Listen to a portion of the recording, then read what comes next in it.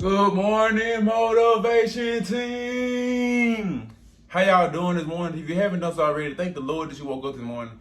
Go tell your family you love them. Go tell them good morning. Go ahead and invite them in on the video, bro.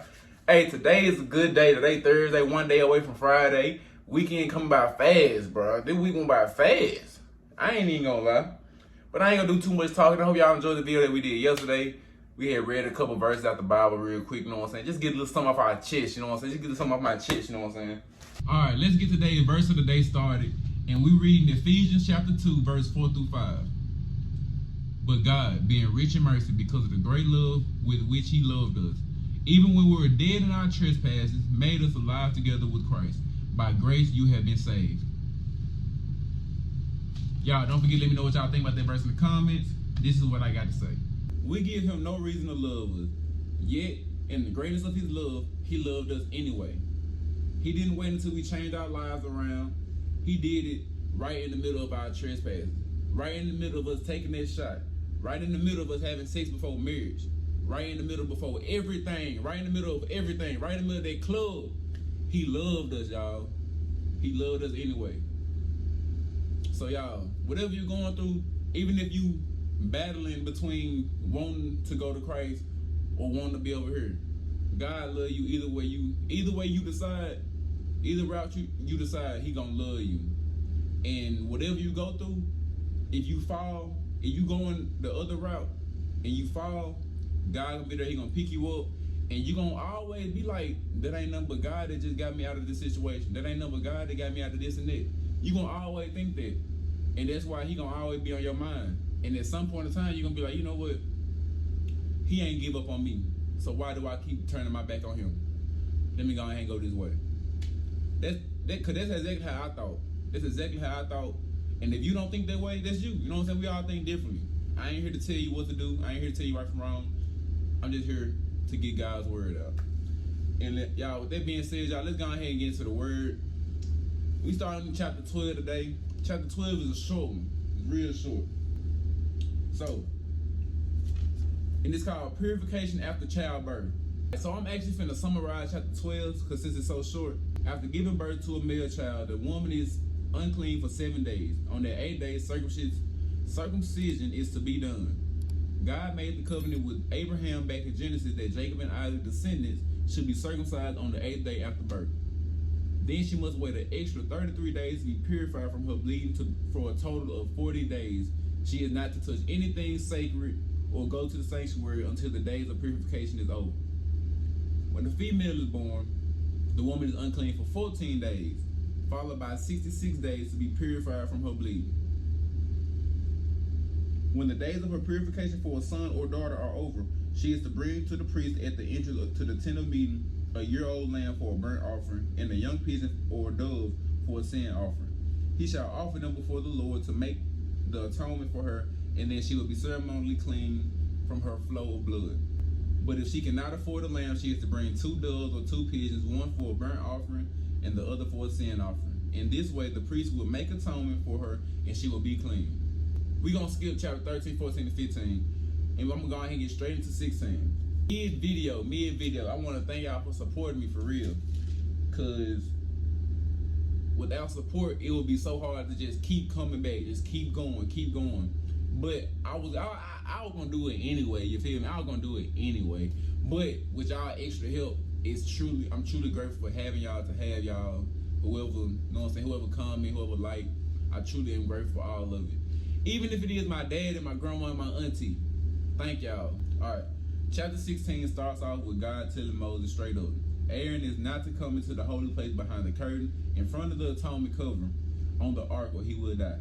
Then he proceeds to tell him that he should come in with the young bull for a sin offering and a ram for a burnt offering. And he must come with the garments of humility. He couldn't wear his normal priest attire for glory and beauty. He had to have that sacred tunic with linen undergarments, the humble white clothes. Aaron is to offer the bull for his own sin offering, to make atonement for himself and his household. Then he is to take the 2 goats and present them before the Lord at the entrance of the tent of meeting. He is to cast lots for the 2 goats, one lot for the Lord and the other for the scapegoat. Aaron shall bring the goat whose lot falls to the Lord and sacrifice it for a sin offering. But the goat chosen by Lot as the scapegoat shall be presented alive before the Lord to be used for making atonement by sending it into the wilderness as a scapegoat.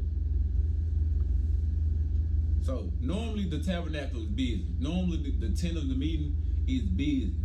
But it ain't nobody around. It's just Aaron and the animals that he had to provide, and he just doing what he got to do. When Aaron has finished making atonement for the most holy place, the tent of meeting and the altar, he shall bring forth the live goat. He is to lay both hands on the head of the live goat and confess over it all the wickedness and rebellion of the Israelites, all their sins, and put them on the goat's head. He shall send the goat away into the wilderness in the care of someone appointed for the task. The goat will carry on itself all their sins to a remote place, and the man shall release it in the wilderness. So, the sin could be put away but never really eliminated. The sin-bearing goat bearing the sin was allowed somewhere but put away. After he released the goat, Aaron had to wash up and prepare for the sin and burnt offering. So he took off the humble white clothes and put on his normal clothes. This is to be a lasting ordinance for you. On the 10th day of the 7th month, you must deny yourselves, not do any work, whether native born or a foreigner residing among you, because on this day atonement will be made for you to cleanse you. Then before the Lord you will be clean from all your sins. The priest who was anointed and ordained to succeed his father as a high priest is to make atonement. He is to put on the sacred linen garments and make atonement for the most holy place, for the tent of meeting and the altar, and for the rest, and for the priest and all the members of the community. And it was done as the Lord commanded Moses. All right, y'all, we keeping the ball rolling. Going to chapter 17. The Lord said to Moses, "Speak to Aaron and his sons and to all the Israelites and say to them, this is what the Lord has commanded. Any Israelite who sacrifices an ox, a lamb, or a goat in the camp or outside of it, instead of bringing it into the entrance to the tent of meeting to present it as an offering to the Lord in front of the tabernacle of the Lord, that person shall be considered guilty of bloodshed. They have shed blood and must be cut off from their people. This is so the Israelites will bring to the Lord the sacrifices they are now making in the open fields. They must bring them to the priest, that is, to the Lord at the entrance of the tent of meeting, and sacrifice them as a fellowship offering. The priest is to splash the ketchup against the altar of the Lord at the entrance of the tent of meeting and burn the fat as an aroma pleasing to the Lord. They must no longer offer any sacrifices to the goat idols to whom they prostitute themselves. This is to be a lasting ordinance for them and for the generations to come." Whew. All right, y'all. So I was confused. You know what I'm saying? I was confused when I was reading this, because I was like, but they've been killing lambs and oxes the whole book of Leviticus. They've been doing that the whole book. I was a little confused, but I went back and I was like, what's different about it? So in verse 3, it said, any Israelite who sacrifices an ox, a lamb, or a goat in the camp or outside of it, instead of bringing it to the entrance to the tent of meeting to present it as an offering to the Lord in front of the tabernacle of the Lord. Instead, that's the word that I had to highlight, like in a different color. Instead. So if they did not bring it to the Lord as an offering, they were tripping. And I'm not done. Verse 7. They must no longer offer any of their sacrifices to the goat idols. In my book, NIV, it says goat idols. If I go down to the bottom, to the footnote, it says, or the demons by life in the blood. So basically, a sin. That was a sin. They were sinning. All right. So to honor God, an Israelite couldn't simply follow their heart, their feelings, or their opinions. They had to come the way God made for them. The tabernacle was the place God had established for Israel to bring their sacrifices to. So they were making these sacrifices without bringing them to the tent of meeting at the altar. They were idolizing demons. Say to them, any Israelite or any foreigner residing among them who offers a burnt offering or sacrifice and does not bring it to the entrance to the tent of meeting must be cut off from their people. I will set my face against Israelite or any foreigner residing among them who eats blood, and I will cut them off from the people. For the life of a creature is in the blood, and I have given it to you to make atonement for yourselves on the altar. It is the blood that makes atonement for one's life. Therefore I say to the Israelites, None of you may eat blood, nor may foreigner residing among you eat blood. So, back in the day, during ancient times, people may eat or drink blood as food or a ritual or a spiritual practice. And the idea was that the one who consumed the blood received the life strength of the being that provided the blood. God commanded that this should not be done in Israel. Any Israelite or any foreigner residing among you who hunts any animal or bird that may be eaten must drain out the blood and cover it with earth, because the life of every creature is its blood. That is why I have said it to the Israelites, you must not eat the blood of any creature, because the life of every creature is its blood. Anyone who eats it must be cut off. These commands was for the people who lived in ancient Israel, under the unique kingdom where God was recognized as king and his word was the law of the land. If an animal wasn't caught and killed the right way, then the blood is to be poured out on the ground and covered with dirt. Anyone, whether native born or foreigner, who eats anything found dead or torn by wild animals must wash their clothes and bathe with water, and they will be ceremonially unclean till evening. But if they do not wash their clothes and bathe themselves, they will be held responsible. It was cool to eat the animal that died under some kind of natural cause, but it made them unclean, so they would have to wash up and quarantine until evening. Then they could pop back out. But if they didn't quarantine, then they would be unclean and would have to bear their guilt. And that means they're gonna have to do some more of them sin offerings, burnt offerings. They're gonna have to do some more of them offerings. And that's where I'm gonna end that today, y'all. If y'all like the video, please like, comment, subscribe.